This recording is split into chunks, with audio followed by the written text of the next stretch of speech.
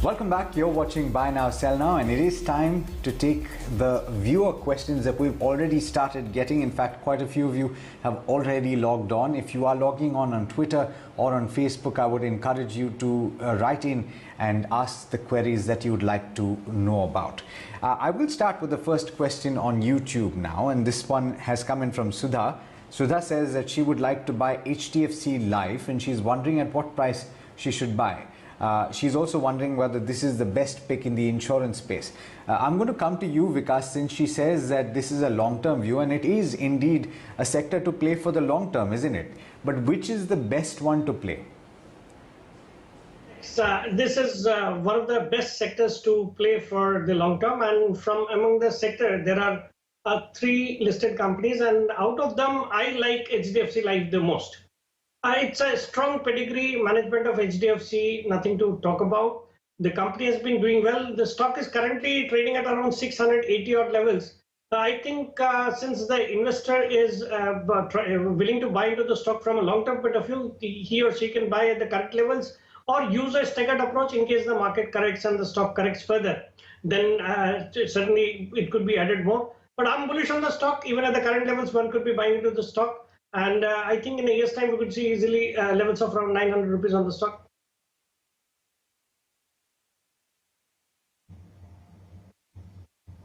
All right, the next query is coming in from Anup Kumar saying, what's the view on Morpin Labs for a longer term, and is this a good time to buy this particular counter at current levels? Vikas, I'll come to you with this question. Morpin Labs of late been in the news as well. If you see the last 1 month performance, very good up move this particular counter has seen. But what's your view on Morpin Labs over the longer term? Makes sense to buy it at current levels?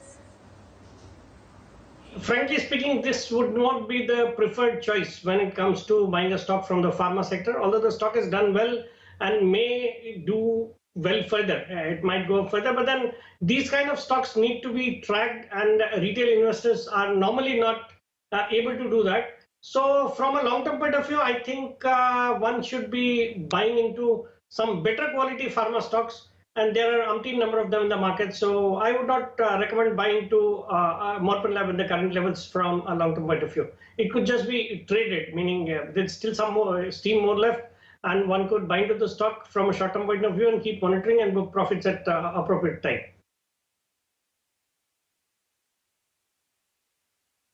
Okay, we seem to be getting a lot of fundamental questions, so Kunal, do bear with us. We'll come to you next, but right now I've got a question from Santi.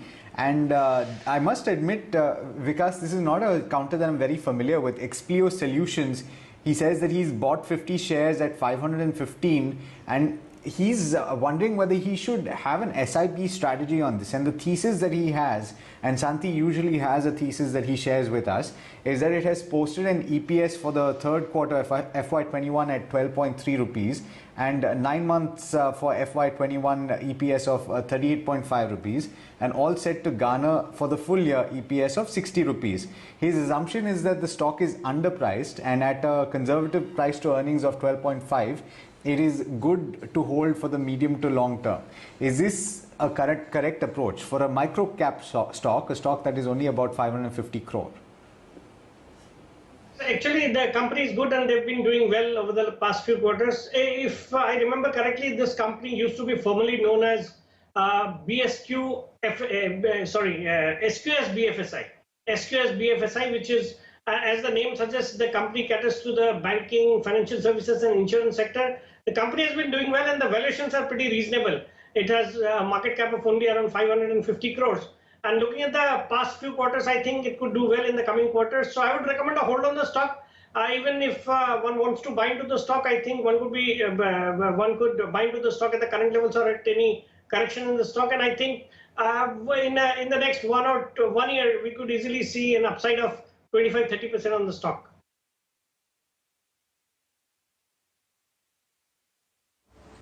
All right, the next query is coming in from Anjali Sharma, who's holding shares of Strides Pharma at 760 rupees per share.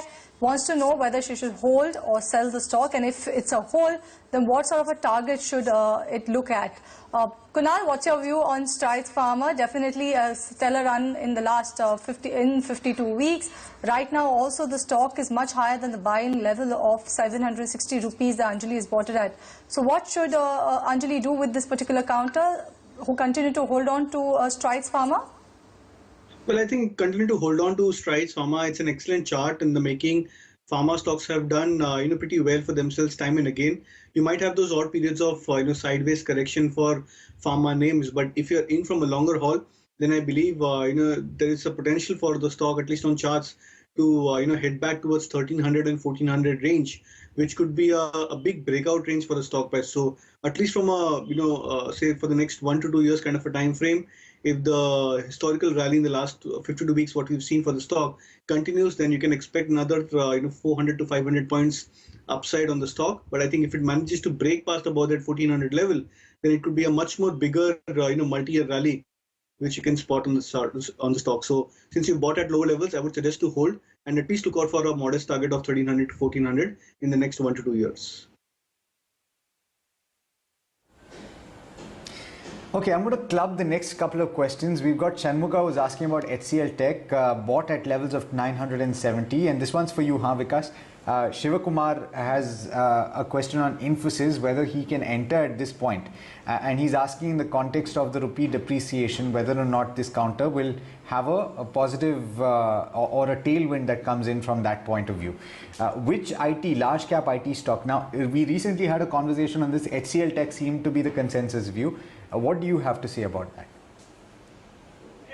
As far as large cap IT stocks are concerned, my preferred choice would be in this order. First would be TCS, and then Infosys, and then HCL Tech. And I think one could be buying into HCL Tech also at the current levels. The results which came recently were in line with market estimates, and that goes true with the other two IT stocks also. And since Infosys has already announced a buyback at 1750 rupees per share, I think there's very little downside as far as that stock is concerned. And with the rupees depreciation, I think the entire sector would continue to do well.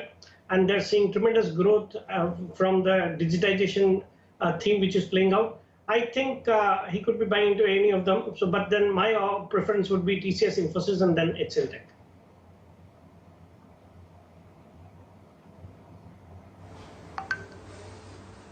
All right, our next queries come from Rajan Vittal saying that, and this specifically for you, Kunal, saying, hi Kunal, what's your view on Biocon? Is it good time to enter for 6 to 12 month time frame? So what's your view on Biocon, Kunal?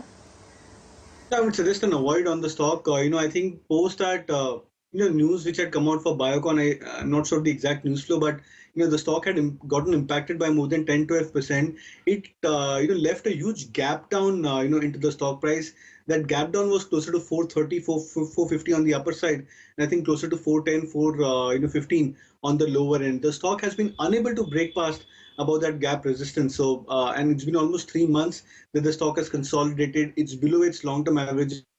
So chart structure is definitely weakened out for Biocon. And I think when you're looking to buy, even from a short term to medium term, specifically from a short term, you need momentum on your side. And since the stock lacks momentum at this point of time, I would advise not buying at current levels. Let the stock show some signs of a comeback and a pickup. I think only then I think it makes sense to enter the stock. All right, we've got a question from Raghu on the long-term prospects of IOC. He points out that he's currently, he says that his portfolio is showing a negative return of 36%. So I'm not really certain, Vikas, if he's talking about IOC, and if he's saying portfolio, of course, he's talking about multiple stocks. But specifically on IOC, what's the view here? No, Alex, as far as IOC is concerned, although the fundamentals look pretty good, but the stock has not been performing.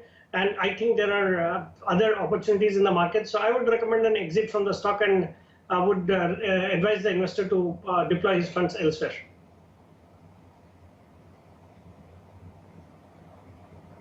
Where would you want him to deploy it? He could. Just now I discussed two stocks which I like from the mid-cap space, and if he were to invest in frontline counters, I think ITC at the current levels would be comparatively giving him much better returns and much higher returns. So I think at the current levels of around 205, stock like ITC where downside is pretty limited, I think he could be buying into that, and in a year's time, I'm expecting at least 300 rupees on ITC.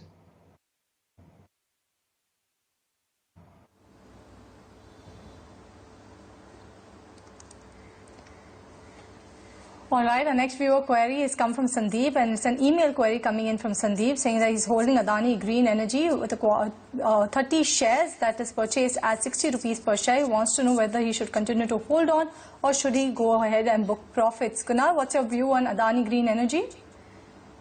If it's bought at 60 rupees, I think it's been a phenomenal acquisition price for the stock. It's now worth, I think, 1,050 if I'm not wrong, on the spot levels as well. So it's been a phenomenal stock, done exceptionally well, and it's bamboozled a lot of investors and market participants with the entire stable of stocks from the Adani pack doing exceptionally well. Now, when you're typically riding such stocks, I think the best way to try and ride these stocks is have a still have a bullish view, but have a trailing stop loss mechanism. Now, in that manner, if you can probably have a trailing stop loss, say somewhere closer to 940, 950, which is a good closing based stop loss, on monthly basis for the stock price, I think that could be a good enough decision for you to hold on, because if this rally is here to sustain for the Adani group of stocks, and if these stocks assumingly give you one more round of upside, then you could look at a further rally of another 20 to 25% at least in the very near term. So would suggest a hold on Adani Green, but have a trading stop loss closer to 950.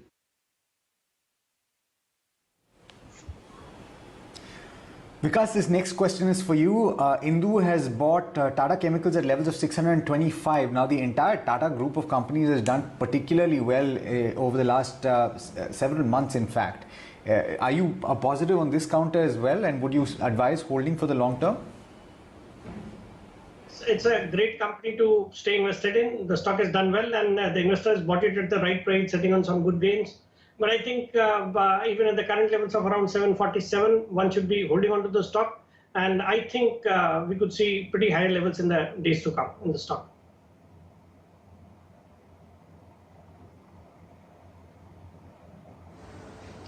All right, the next viewer query has come from Danny Verghese, who wants to know the views on Muthoot as well as Manappuram Finance, wants to know what's the right time to enter these particular counters. But Kunal, I'll come to you with this particular query. We've seen gold also rebound from this recent low levels. How are these gold financiers looking like, and like on the charts as well also? And is it a good time to enter into Muthoot and Manappuram Finance? Two important aspects. One of them is timing the turnaround for the stocks in terms of whether the trend has changed or not. So first part is that yes, the trend for asset classes like gold has certainly changed, and I think since last 3 or 4 weeks I've been advocating that how from the March lows there should be a strong uptick which you can spot on this asset class. So it's worked out pretty well. And the second component is that you try and look out for strong risk reward. Now, when you look at charts for Manappuram, Muthoot, and probably I'll add even an MCX, which tends to get more like-to-like correlation with gold price movements. We've seen a steady stability coming back into these names. Marginal bit of uptake. Muthoot Finance was up, I think, a couple of days back. Today, MCX is doing pretty well. So this is a very strong signal that the entire pack is here to move up higher, and purely on the basis of risk reward and the possibility that the trend which you're seeing in the asset class of gold would sustain. I would suggest a buy, and specifically if you have a time frame of at least 2 to 3 months, even as a short-term play, I think you could look at least a 10 to 12% upside into individual stocks in that category.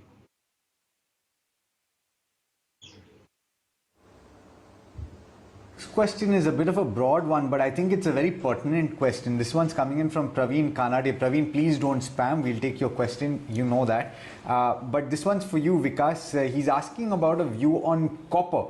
And it has recently been described, copper, as the new oil because of the way that the prices are moving and the likelihood of the requirement for this metal in the future as well. If you talk about electric mobility and the whole demand from that perspective globally, which counter, according to you, is the one to put your money on for that benefit that is likely to accrue over the next several years? Alex, this commodity is really going through a dream run, and this would continue for some more years, I suppose. And from among the companies who could be benefited out of this, Hindustan Copper comes to my mind. The stock has already run up very fast, but then any correction in the stock could be used as a buying opportunity. Apart from Hindustan Copper, I think Hindalco and Vedanta too have exposure to copper. And I think they also would be doing well, and fundamentally they are better managed companies. So I think he could distribute his funds into among these three companies and just ride the bull run in copper.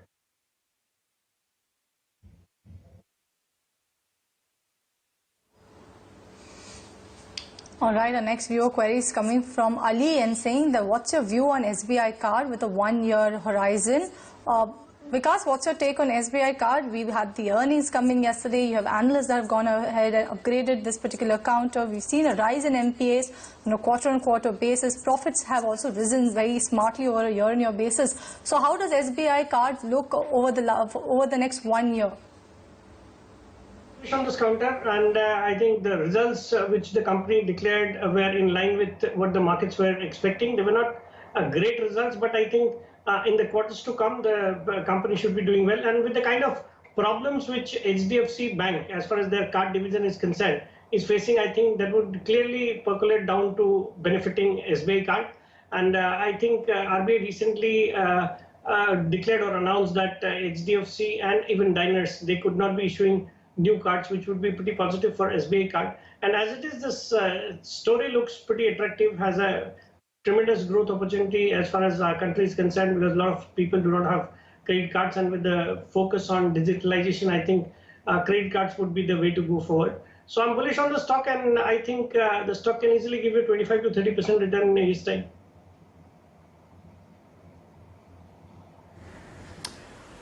Okay, so a couple of you have actually asked about investment ideas. We did go through that earlier in the show, and in fact, I'll get those names for you in just a bit, but one of you has also asked about Indian Hotels, which incidentally is one of Vikas's picks for a fundamental investment at this juncture. Wayne has got a question. Vikas, I'm coming to you on this one. He has bought into vaccine producers like Panacea Biotech and Gland Pharma. How long should he hold this for? I guess the question is, what kind of benefit do you see accruing for these companies on account of the vaccine production? Yeah, both the stocks have done well and ever since the news of vaccine production came in, and say both these companies, if I remember correctly, have tied up with Sputnik for their vaccine production in India, and they've really done well. But I think if one were to play on the vaccine side of the story, I think Dr. Reddy's would be a better play, and then AstraZeneca in India is directly there, Pfizer is there. So I think those are the kind of companies which would give you more safety. Gland Pharma is a good company, and as far as Panacea Biotech is concerned, since the stock has already run up, it is more than doubled in the last 1 or 2 months after the news of its collaboration with Sputnik to produce or manufacture vaccines in the country. I think it's already gone up, and one could be booking profits in Panacea Biotech, but the other pharma companies, they look good from a long-term point of view, and I would recommend investors to hold on to them.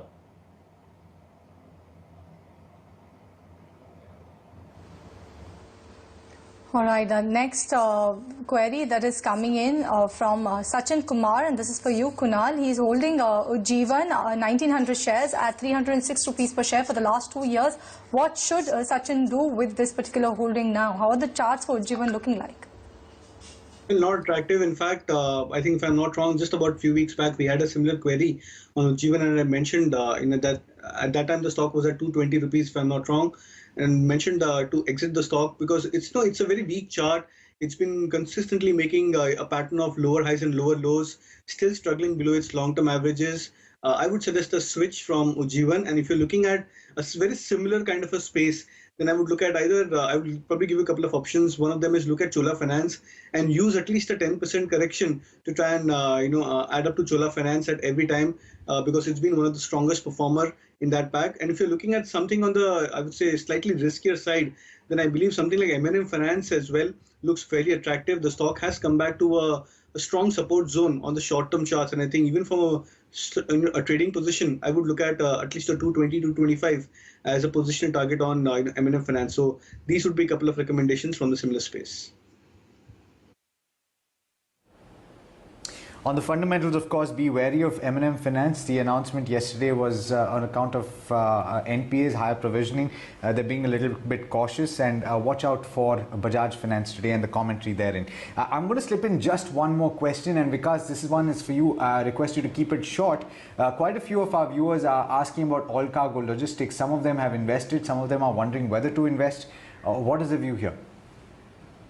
I think at the current levels, one could be holding on to the stock. My advice would be to hold. All right. On that note, unfortunately, we're all timed out on this query segment. We have to slip into a short break. I'd like to thank both our experts, Kunal as well as Vikas, for sharing their views and for helping us out. Do stay tuned. We'll be back on the other side with a lot more.